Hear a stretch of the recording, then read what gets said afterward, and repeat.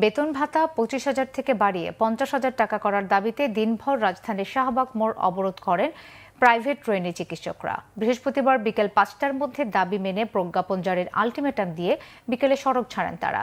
বৈষম্য বিরোধী ছাত্র আন্দোলনের মুখ্য সমন্বয়ক সার্জিস আলম চিকিৎসকদের দাবিকে যৌক্তিক উল্লেখ করে নবম গ্রেড সমমানের সুযোগ সুবিধা দিয়ে প্রজ্ঞাপন জারির আহ্বান জানিয়েছেন। তবে দাবি বাস্তবায়ন না হওয়া পর্যন্ত কর্মবিরতির ঘোষণা চিকিৎসকদের। ওবায়দুল্লাহ মামুনের রিপোর্টে বিস্তারিত। বেসরকারি পোস্ট গ্রাজুয়েট চিকিৎসকরা বেতন বাড়ানোর দাবিতে রবিবার সকাল থেকেই শাহবাগ মোড়ে অবস্থান কর্মসূচি পালন করে। এতে করে তীব্র যানজটের কবলে পড়ে নগরবাসী। দিনভর চলে বঙ্গবন্ধু শেখ মুজিব মেডিকেল বিশ্ববিদ্যালয়ের পোস্ট গ্রাজুয়েট চিকিৎসকদের অবস্থান কর্মসূচি।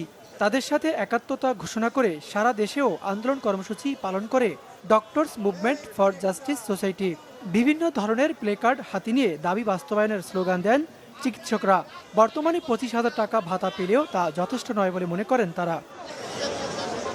রবিবার বিকেলে আন্দোলনকারীদের অবস্থান কর্মসূচিতে যোগ দেন সার্জিস আলম।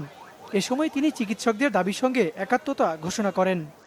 আমাদের সাথে ডাক্তার যে ভাই বোনেরা রয়েছেন তারা আমাদের এই অভ্যুত্থানের সহযোদ্ধা। আমাদেরকে তাদের দিকটি দেখতে হবে। যদি এই বৃহস্পতিবার বিকাল 5টার মধ্যে এটি না হয় তাহলে আমরা কথা দিচ্ছি আমরা তাদের সাথে একসাথে রাজপথে নামবো। আর কোনো ডেটের খেলা চলবে না।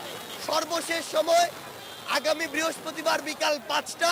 এরপরে হয় বিজয় মিছিলে দেখা হবে না রাজপথে দেখা হবে। দাবি মেনে প্রজ্ঞাপন ঘোষণা না এলে টানা কর্মবিরতির ঘোষণা দেন আন্দোলনরত চিকিৎসকদের প্রতিনিধিরা।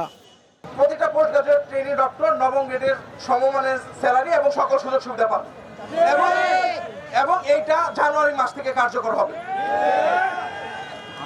এই কমিটমেন্টের ভিত্তিতে আমরা আমাদের রাজপথের কর্মসূচি উদ্যোগ করছি। আমরা রাজপথে থাকছি না বৃহস্পতিবার পর্যন্ত। পরে সড়ক অবরোধ প্রত্যাহার করে আন্দোলনরত পোস্ট গ্রাজুয়েট চিকিৎসকরা।